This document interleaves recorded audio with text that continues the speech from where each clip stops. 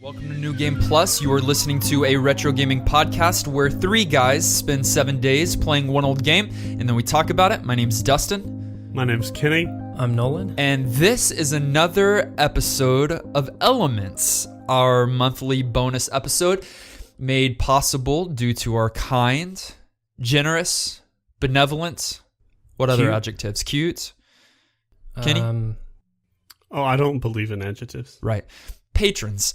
You can visit patreon.com/NGP podcast for more information about how you can support the show and find out how you can get some pretty sweet bonus content to boot. If you're jumping in and this is the first time you've ever heard an Elements episode, these are pretty unique and kind of fun for us because they give us a chance to break out our normal mold of playing an old game kind of randomly and assessing it fully. Instead, we get to pick a game that we specifically want to highlight, and so it allows us to mostly play games that are, for the most part, quality, or at least have something worthwhile to talk about and unique, and to zone in on kind of one element specifically, hence the name, of that game that makes it outstanding.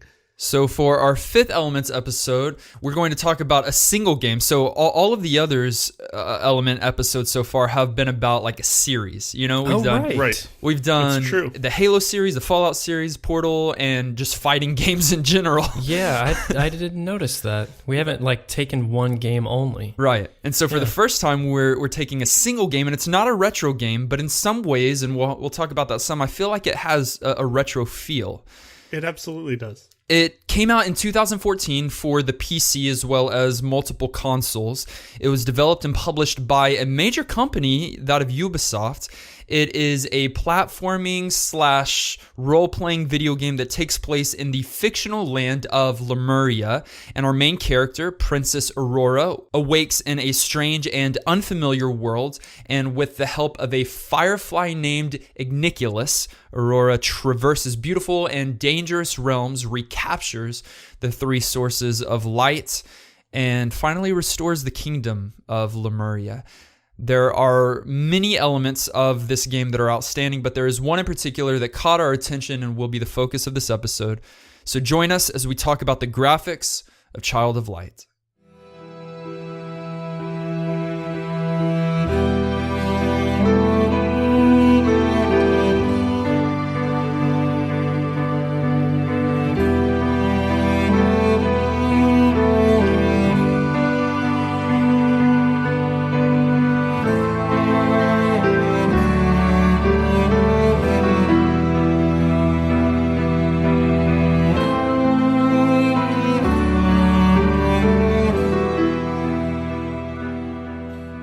Well, let's jump into the conversation about how beautiful this game is by talking about kind of the general approach they took to presenting it, because it doesn't look like a lot of other games. And to me, what it felt like was that they had taken like a child's storybook and really brought it to life. It's a game that is all sort of this hand-drawn style, and they go through this process of making the world of Lemuria and really let themselves have a lot of room to do artistic and beautiful things by the way they've set up the story, because it's happening basically in a girl's dream, and so everything can be a little bit surreal.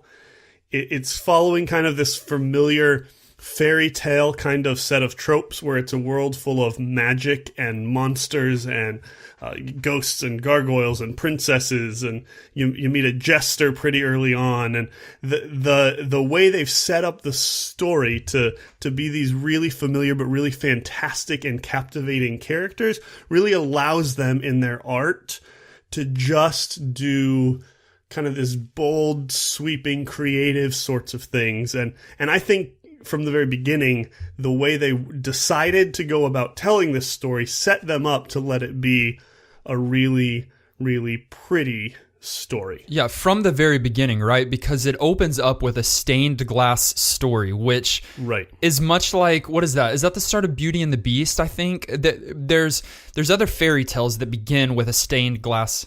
Yeah, with a stained glass story where you're looking at frozen in time stained glass, and then there is verse, or there's a voice that's telling the history, the setup of the story. And that's exactly what happens here at the beginning of the game. So it sets it up before you even enter this unique drawn world. You've got the stained glass that's setting up that, hey, this is very fairy tale-esque. And then on top of that, you've got this ballad verse kind of dialogue as soon as the game begins. Right. And it does feel like any age could experience it. Maybe not play it, but there are a few darker moments. But I think that a parent could play the game with their child, and like it would be that's a story that, you know, that they've read, but it would just be, it'd come to life on the screen. Like they delivered that really well in the way that it opens that way, with like just the rhyme scheme of the dialogue and just what you're seeing as the world's being brought to screen. It's awesome. I love that you brought up the dialogue, because that is one of the places that, if there's a place that this game is a little bit weaker visually, to me, it's that really, really storybook heavy. And I've just said that storybook is such a like creative take for them that's so helpful. And now I'm backpedaling a little bit, but the dialogue is all presented in text. And for the most part, there's some exceptions at a few important places. There's not visual voiceovers. And so they kind of bring the characters big and up into the front of the screen, and bring the background sort of faded and behind you, and create like this storybook where like you're reading the story as people talk back and forth. And it's not as pretty as everything else, but I think it does fit the kind of tone that they've been going for, of the whole thing feeling sort of creative and literary. And I liked some of what they did visually there. Changing the font color as different characters talked helped you follow the conversation really easily. But it was less stunningly beautiful than the rest of the game, so I was a little torn about that choice. Well, if nothing else, it allows you to see your characters up close and personal. Sometimes you don't get that benefit when you play games in kind of a 2D environment like this. They're further away. You don't get to see their faces. You don't get to see any expressions. But when they're brought to the forefront and it's just kind of their portrait, I believe, although their mouth isn't moving, which is good, I think that would be frustrating. That'd be a little much, yeah. Right? You do get some changes in expressions. You get some anger and some frustration. You get some excitement and happiness and delight that shows on some of their faces. And so I do like that, but I do know that is a common complaint when it came to this game. Some of those dialogue issues. Yeah, there's moments where it's charming. I love early on Sir Firefly. Some of his visuals and facial expressions are hilarious and endearing. But relative to the rest of the game, that I think is just stunningly beautiful, it kind of broke immersion for me just a little bit, kind of coming back out into those. But I don't know if there's a better way for them to do it without totally changing and trying to actually put, graphics or motion or do voiceovers or things that are a bigger, I don't know, sort of change in approach than what they did. So I get why they did it. And overall it fit the feel of what they were going for.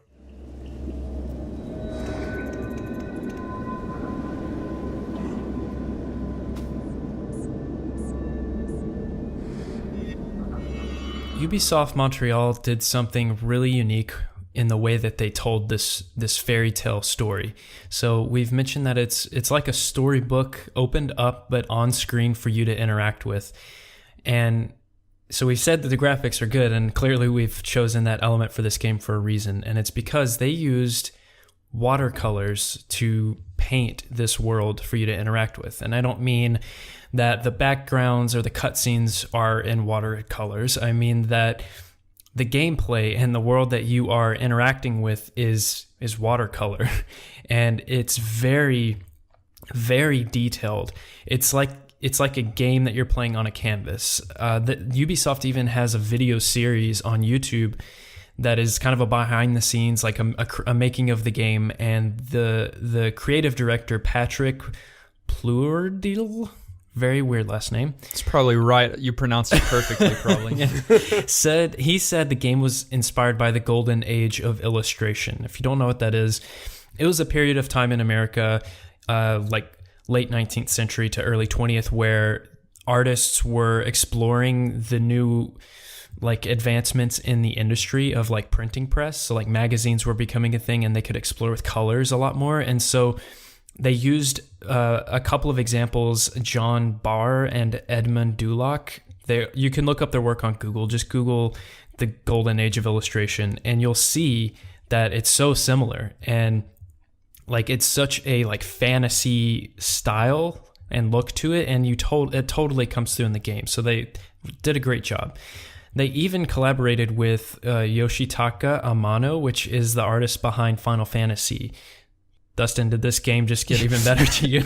Well, yeah, and you know that this has been a game that when I played it, it instantly became a favorite of mine. In fact, it was one of the first, if not the first games that as soon as I finished, I played again.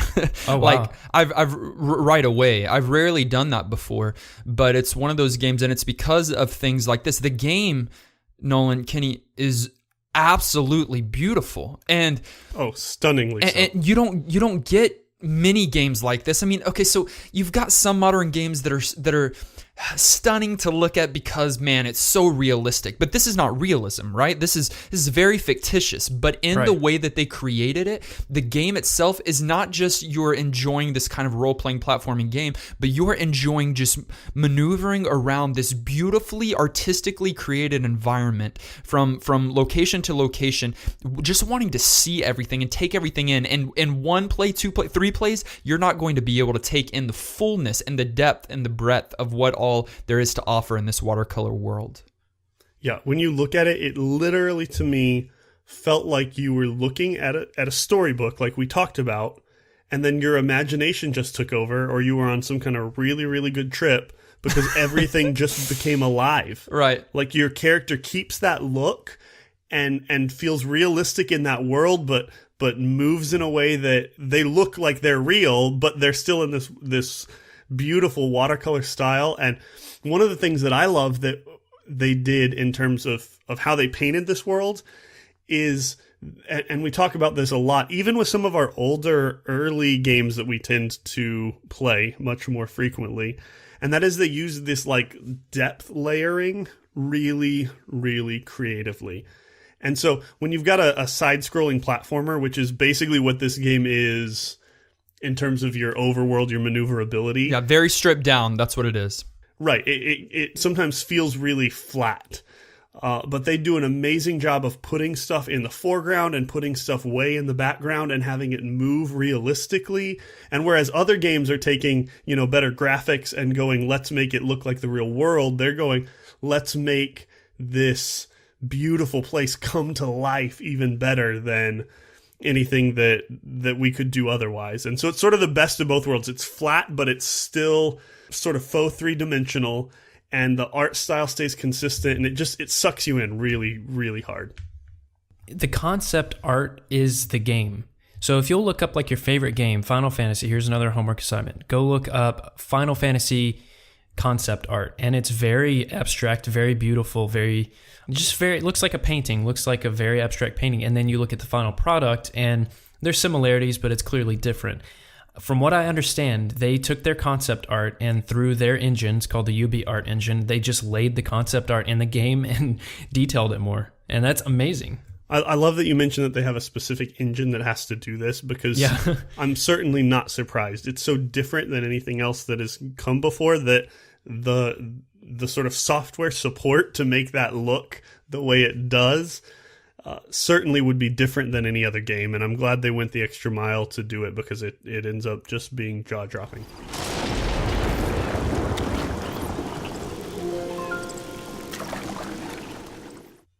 In a platforming game, it's a very basic set of rules, right? You move in a particular direction, or in left. You move left and right, up and down, and you're going from area to area, level to level, and that's either through divided by loading screens or doors or many other things. But some game designers get very creative, and that's one of the things that I really appreciated about Child of Light.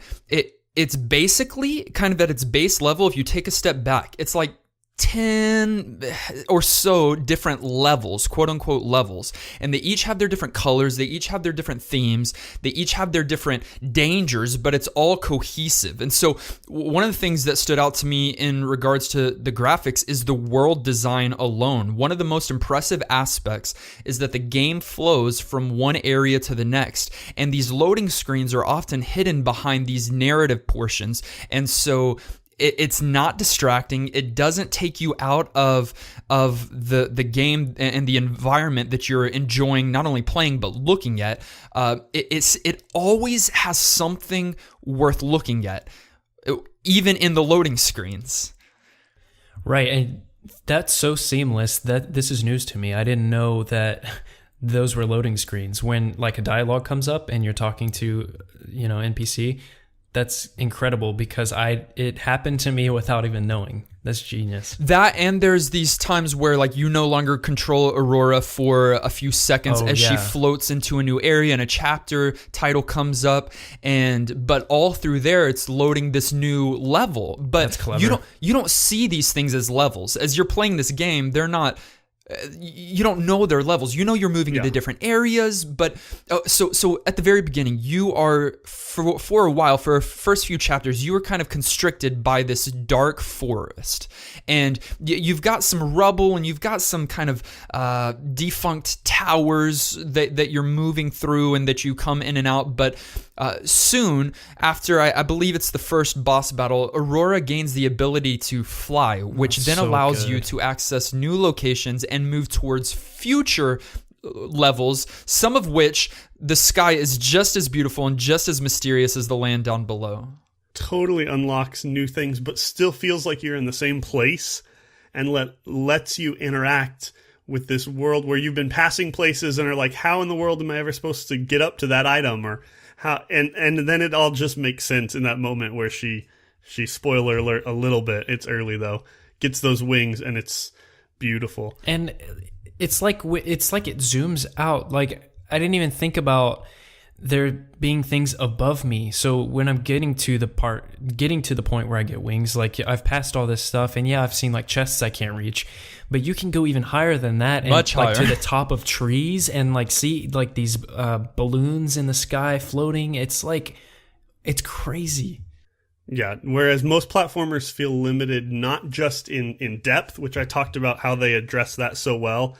They also feel limited, vertically and horizontally to some degree. This world just feels vast, and it's because they were so creative in doing those handoffs and in making a place that's worth seeing. One of the things I love about how they went about this designing this world is that a lot of the story and themes that they're going with, they really play on in the visuals of their world. Exactly. There's this whole like light versus dark thing that just is everywhere, from the name of the game, Child of Light, to the way you fight and the things you do, to areas that are literally dark and you have to have your little sidekick go and physically light up for you to see your way through. It's stunningly beautiful, and it gives lots of visual contrast, which keeps things creative. And man, they just did a top-notch job of making this a beautiful game. But even a step forward, they fuse storytelling elements in the level progression. So I love that the world design is created in such a way that you might have a foreground that is hiding a treasure chest, and you won't know that there is anything behind it until you move over that direction, or if you move into this hollowed out tree, but you don't see any of the inside until Aurora gets close to entering into the tree, and once she does, then you're able to see inside that tree. Or maybe you have to move behind the mountain or the waterfall for it to disappear and show you that there is a treasure. It's all of these things that maneuvering around this unique world in these unique levels allows you to progress in the game, to find out more upgrades, more treasures, more items that you're going to need to continue to progress further. And one of my favorite areas is actually unavailable at first. I don't know if you guys recall, but at the start of the game, and it's not even referenced, and you might easily pass through it, but the ground rumbles a little bit, and in the far distance, Kenny, you've mentioned depth a few times. In the far distance, you see this giant, this huge rock golem walking slowly across the stage. Well, a few chapters later, you come across him, and he is poisoned and he is unmoving, and you have a little dialogue with him, find out that he's got something that is corrupt on his inside. So this massive rock golem slowly opens his mouth, and you and the team move in, and it grants you entrance really into a new level, which is this rock cavern that is filled with spider webs that you must take out the spiders in order to free his heart, to take out the poison so that he can then move and actually lift you up high into the sky for the next level. It's just brilliant world design. I'm blown away that they brought that back. I thought it was just a little cool detail. I was like, look, that's amazing. It's so far away and it's moving. There's like, that's so cool to me. I'm not at that point in the game, but I'm so excited for that.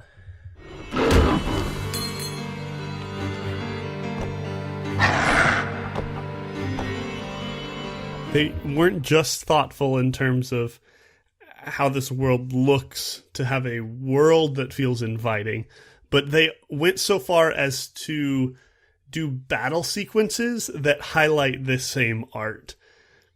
And it's absolutely stunning. There's a couple things about their approach to battle that I want to talk about, because it shows how creative they were with letting this art be something that just shows everywhere. One, the backgrounds for these fights are absolutely amazing. So detailed. Yeah, you often have to have a fight that looks different than the world you're in. You know, this is kind of the moment where it goes into RPG mode, and your characters versus the other characters, kind of turn-based. It feels a little Final Fantasy-esque in terms of how the fights happen, but it's easy in those moments. Something that a lot of those games suffer from is just sort of putting you in a really sort of stock arena, you know, just sure.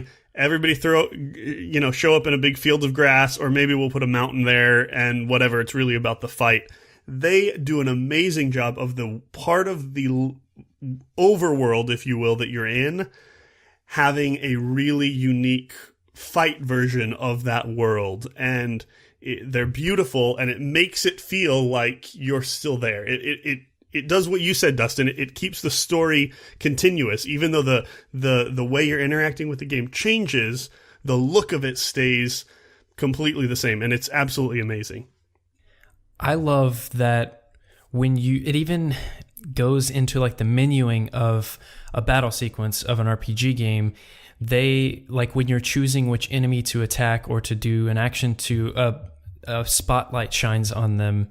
And that just goes back to what you were saying, Kenny, of how this light and dark element is just lingering everywhere in the graphics. Well, that and everything is living and breathing, you know, like nothing is ever stagnant. Though even guys, even the way that you recharge in battle, where you can get a little bit of health or a little bit of magic points back, is by jostling with your little fairy.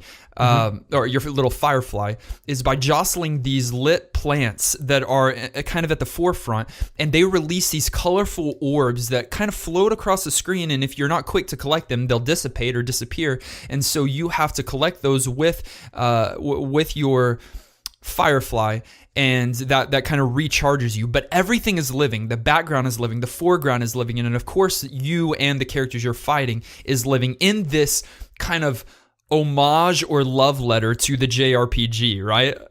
For sure. Yeah. It's turn-based. You've got an active time bar at the bottom of the screen, and it's just you're still looking at a beautiful watercolor work of art. Mm-hmm. That's what I'm saying. Like, it's so impressive that they were able to do watercolor. That's great. That's cool. But it's not just a background. It's literally everything, and each enemy is so detailed and like its own piece of art in and of itself, and they sway when they're moving, like you can almost see them breathing. It's just the attention to detail was so intentional and so impressive the way that it... Nolan, I'm going to interrupt you because you guys are hilarious in that I told you I had like a whole bunch of reasons that the battle sequences were so good, and I started by talking about these backgrounds, you guys literally just stole the list out from under me of everything else that I was going to talk about. I was going to talk about the rays of light highlighting who action's going to be on. I was going to talk about the really clever UI that still feels like it's in this same kind of fairy tale world and yet is really clear. You could play this with a kid, going back to that whole, you could, as a fairy tale, anybody could play this. And even a kid who couldn't read what actions did, it would be obvious which things you needed to select because they designed that UI so well.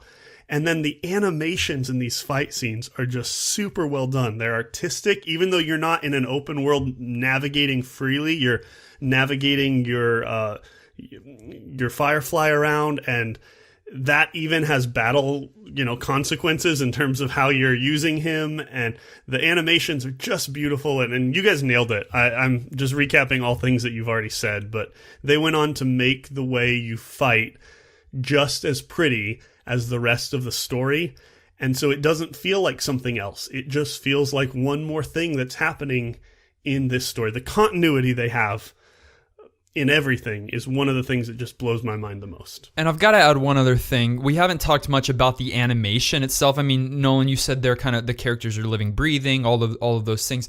But I love that even in the victory sequence, you see what is usually typically in these kind of JRPGs, this victorious moment where, your main character's twirling a sword over his head, or they're doing some kind of crazy, spinning a giant Japanese buster super, sword. Something. Aurora, as she's a child, lifts up her sword, but she doesn't have the strength to hold it up, so it falls back down. Yeah, it's awesome. Just even in the animation, everything is her crown getting knocked off as she takes damage, and her having to pick it right back up and putting it on, and it just feels so clean. It's so clean.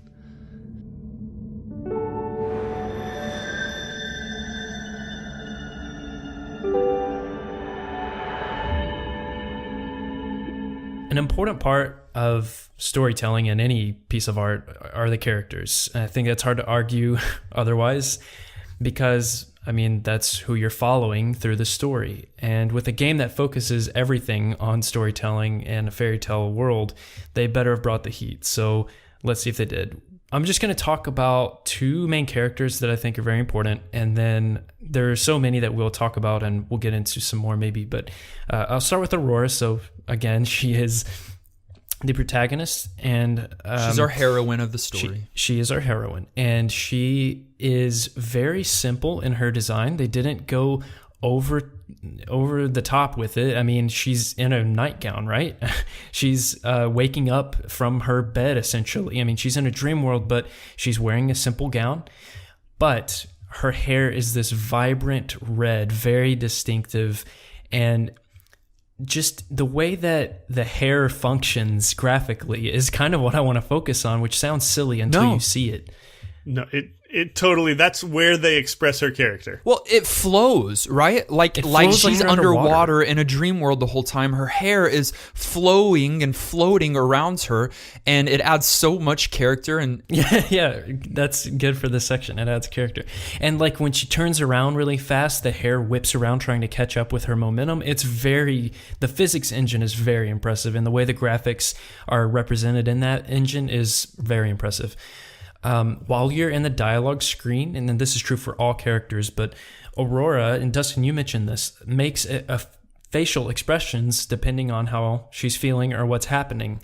And there's not a ton, there's maybe 10, I guess. I didn't count them, but if she's upset, she even has like a cry one where she holds her fists up to her eyes like she's crying, one where she's upset, confused, laughing.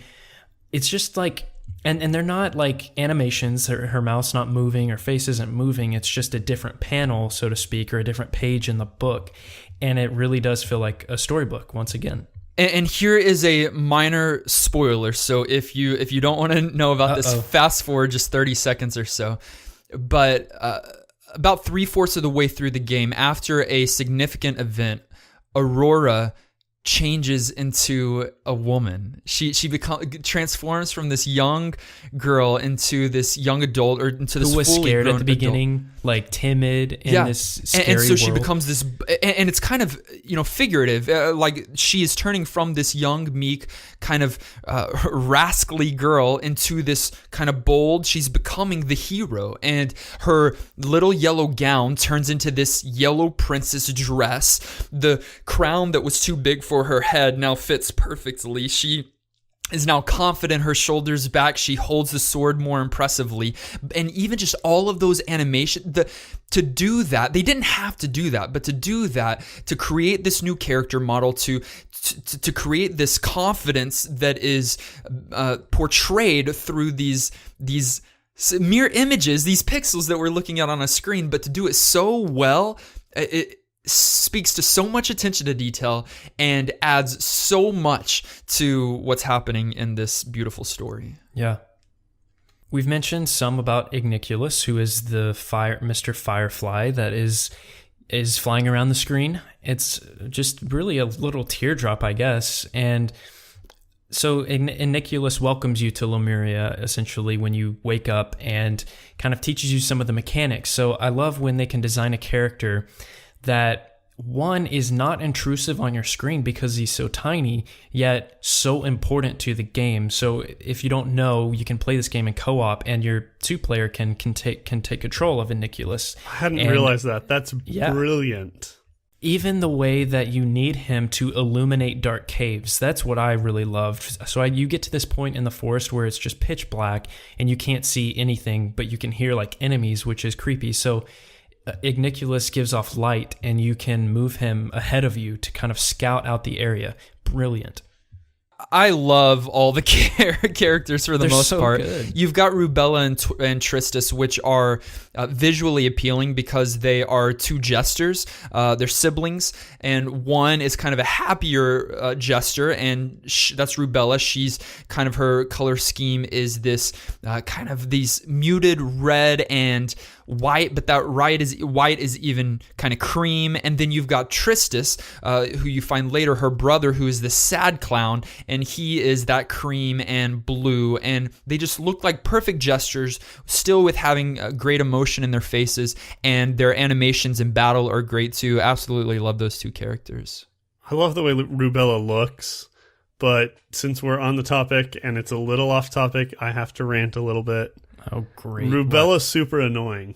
Her inability to rhyme really bothers me. Like, I thought it was funny. No, the way, like, Igniculus got mad every time, that was me. I was like, stop it. Stop talking. Why did you do this to me? Well, sure. And that's exactly how she's supposed to be. I know. And they elicited exactly the reaction they want. And that's more a gameplay thing than anything else. But some of those loving minor details of this game were awesome. And I hated her so much because they did such a good job of creating her. But yeah, but Kenny, I thought for sure you would either have to mention one of two characters. They're in the character themselves and the design. You've got Finn, who's this little kind of, in the game he's a Capili, or I don't know how to pronounce it, but he's a dwarf, I guess. Yeah, kind of a dwarf. He's got a long beard, long ears, and he's You think just because he's got a long beard, I have to like him? I think that you are representative of these kinds of characters. He's a Finn.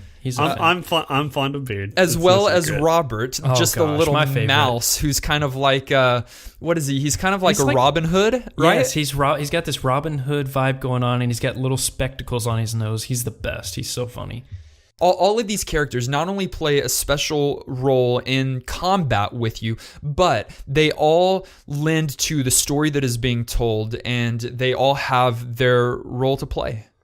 Yeah, and they're all drawn beautifully. You know, just the art itself. I know we sort of imply that in everything that we've said, but the art here across the board, from the place to the characters to the levels and the way you interact with them, is so top notch that you have a sense of kind of who these characters are supposed to be just by looking at them, and you fall in love with them or hate them or whatever just by the way they've been drawn. And so the just general graphics of this game are done absolutely top notch.